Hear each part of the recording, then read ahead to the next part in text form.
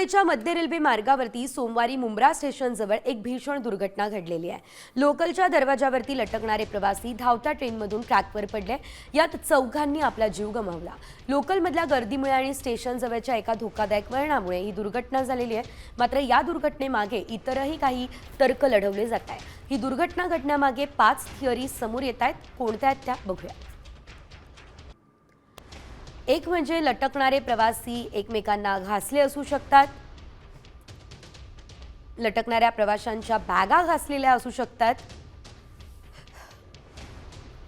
किंवा प्रवाशांमधल्या भांडणामुळे सुद्धा दुर्घटना घडू शकते। ट्रॅकवरील लोखंडी रॉडमुळेही अपघात झालेला असू शकतो। एका प्रवाशाला उलटी आल्याने सुद्धा हा अपघात झालेला असू शकतो।